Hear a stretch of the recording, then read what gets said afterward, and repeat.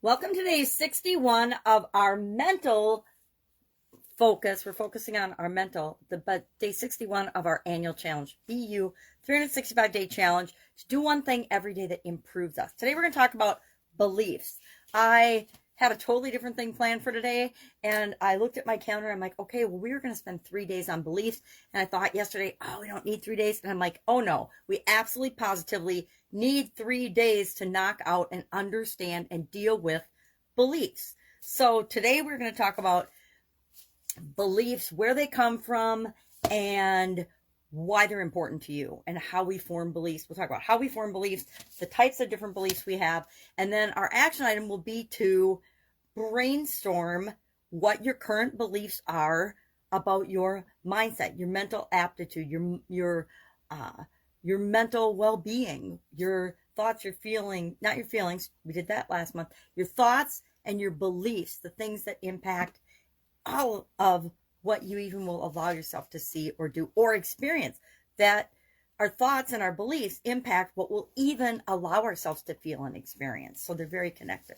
So first off, let's talk about beliefs. What the heck are beliefs? Now, when you Google beliefs, you get a whole lot of stuff about religion and spirituality and belief about a higher power and our connection to something outside of us, which is something that we'll cover when we talk about the spiritual aspects of our life. Remember, we're focusing on mental for this particular month, for the month of March, and for this segment, we're talking about our mental well-being and all the different aspects of that. Just we talked about thoughts become things, and after we talked about that, I'm like, we need to spend some more time on thoughts, because my question this morning when I woke up was, well, what the heck? Where do our thoughts actually come from? So I want to research that a little bit, so it's not just my opinion of where our thoughts come from.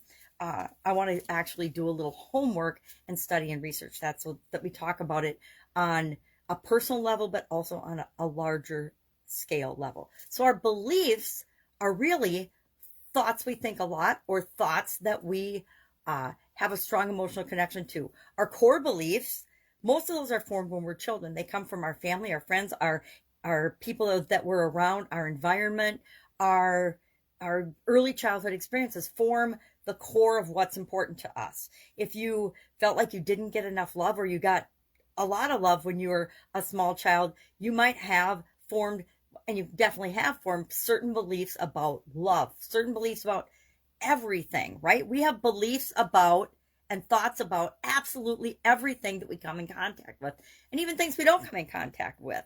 Our beliefs are formed, and I want to look at this. I want to grab a magnifying glass.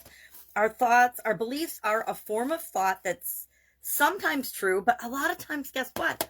Our beliefs aren't true. So we'll talk about that tomorrow. What are beliefs that we have adopted and chosen to believe that actually, and truth and true and false are relative to us, right? If it's true for us, it's true for us. It doesn't mean it's true for everybody else or even anybody else. How we feel about something is true for us. It doesn't matter if other people feel that same way or not. It's our reality. It's true for us. Our beliefs are the same way. Sometimes they're true, and sometimes they're absolute lies that we have come to believe as who we are and how we are in the world. So our beliefs may or may not be true, but there are beliefs, so we absolutely think that they're true, right? When we talk about limiting beliefs tomorrow, one of the biggest challenges about talking about limiting beliefs is we don't think our beliefs are limiting us in any way. They're just our beliefs, and we base all of our reality, all of our interactions with the rest of the world on our thoughts and our feelings and our beliefs. So if they're not absolutely true for us, and we'll find that when we have conflicting beliefs. I don't know about you, but I found out that as I've looked at my beliefs, I have beliefs that are totally conflicting. And as long as I hold both those beliefs, I stay stuck in the same place. So we want to make sure in a couple of days that we know how to change and select the beliefs we want to believe in that are moving us in the direction that we want to go. That's part of what this whole challenge is about.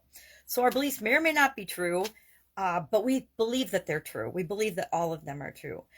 And the challenge with beliefs is there's no way to scientifically test or prove or disprove a belief. Our beliefs are true to us, and that's what really matters. So I like to categorize beliefs in a couple of lovely graphic ways.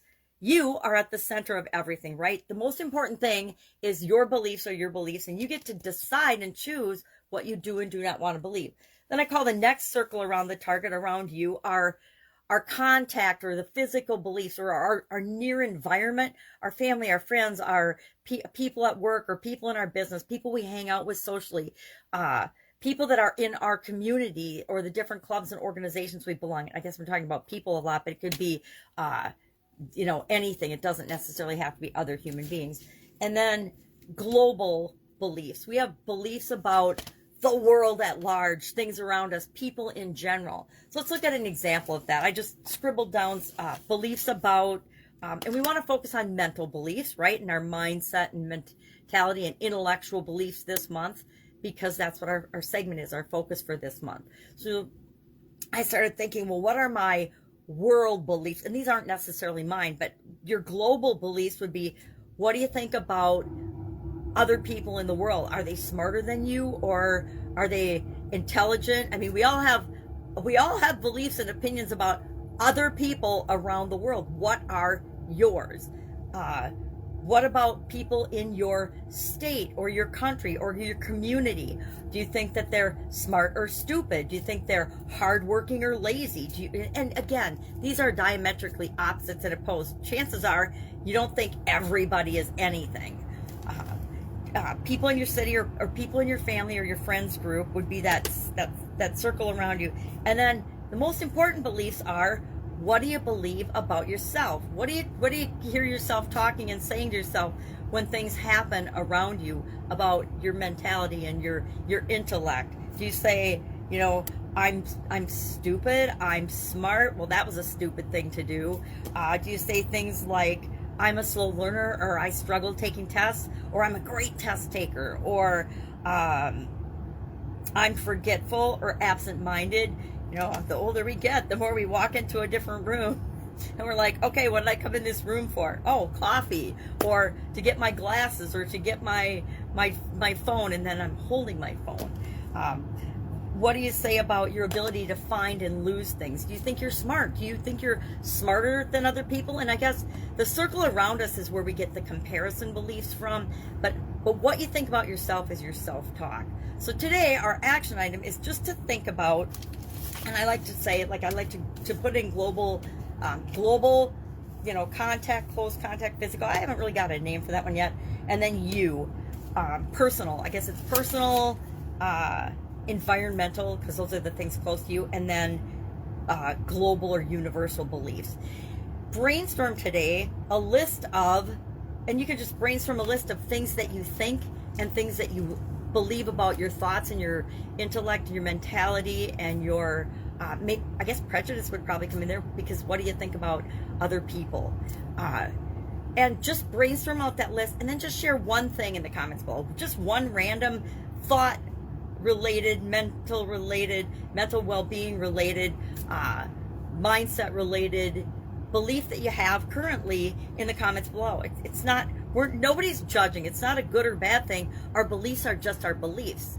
But once we understand that we don't necessarily choose all the things that we believe them. We can believe them from exposure. A huge example of what we're seeing in the world right now is people are opposed and having beliefs that don't even belong to them. They're politicians or news media or other people's beliefs that they're just seeing over and over and over and over again. Now, unfortunately, that's where you fall into the trap of everything that other people say, everything we read, everything we see on the internet isn't necessarily true, right?